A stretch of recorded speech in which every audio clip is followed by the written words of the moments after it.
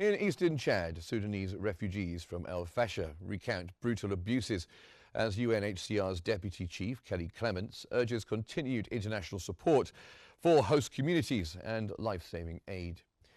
At the Ora Kasoni camp near the Sudan border, refugees described beatings, sexual violence and killings during their flight from El-Fasher. One survivor, Aisha Ismail Wazir, said many were assaulted and others did not make it. Visiting the site, the UNHCR Deputy High Commissioner, Kelly Clements, called for sustained funding and protection measures, warning needs are outpacing resources as arrivals continue and pressure mounts on local services.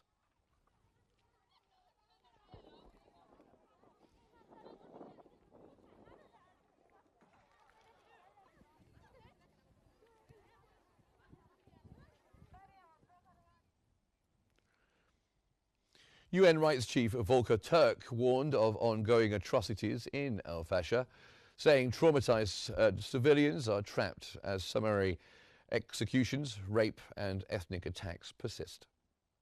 Now, traumatized civilians are still trapped inside the Sudanese city of El-Fasher in Darfur, and they are being prevented from leaving. I fear that the abominable atrocities such as summary executions, rape and ethnically motivated violence are continuing within the city. And for those who manage to flee, the violence doesn't end because the exit routes themselves have been the scenes of unimaginable cruelty. At the same time, I issue a stark warning about events unfolding in Kordofan.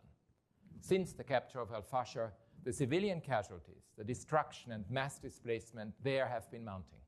There is no sign of de-escalation. To the contrary, developments on the ground indicate clear preparations for intensified hostilities with everything that implies for its long-suffering people.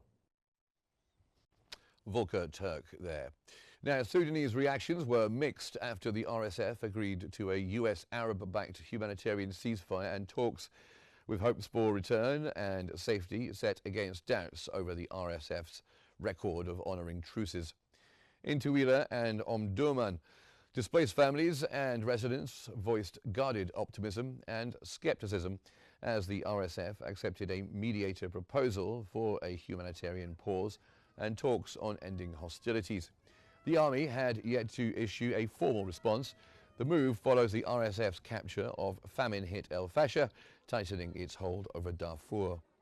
Mediators, backed by US President Donald Trump and Arab partners, are pressing for verifiable corridors, civilian protections and a monitored timeline amid repeated ceasefire failures over the past 2.5 years.